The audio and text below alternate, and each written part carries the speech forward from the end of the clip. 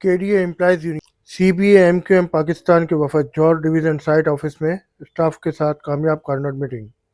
Staff کی بھرپور تعداد نے شرکت کی۔ Johar division M Q M Pakistan کے نعروں سے گونجتا رہا۔ کے ڈی اے امپلائیز یونین کے سرپرست اعلیٰ سید عمران حسین کی سربراہی میں سی بی اے کے وفد کی جوہر ڈویژن کے ملازمین کے ساتھ کارنر میٹنگ، جس میں ملازمین کی بھرپور تعداد نے شرکت کی۔ اس موقع پر joint in charge Muhammad Akbar, C B A صدر Abdul Maroof, general secretary Qamar Abbas, senior joint secretary Nadeem Khokhar, officer association کے صدر خرم عارف، نائب صدر ظفر شیخ سمیت وفد نے ملازمین کے مسائل اور ان کے حل کی طلبی پر تفصیلی گفتگو کی۔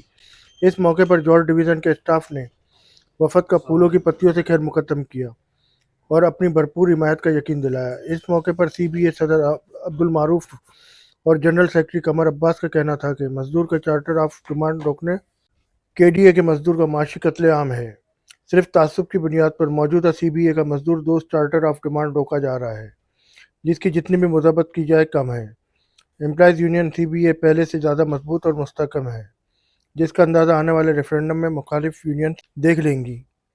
سیاسی طاقت کے نشے میں لوگ مزدوروں کا معاشی قتل کر رہے ہیں۔ سرپرست اعلیٰ سید عمران حسین کا کہنا تھا کہ کوئی اس گمان میں نہ رہے، ہم ریفرنڈم میں ٹائم چاہتے ہیں۔ سی بی اے کا ٹائم پیریڈ ختم ہونے میں 1.5 ماہ سے زائد کا عرصہ ہے۔ آپ جب چاہیں ریفرنڈم کی تاریخ لے لیں، ہم بھرپور انداز میں مکمل طور پر تیار ہیں۔ H Q network Karachi.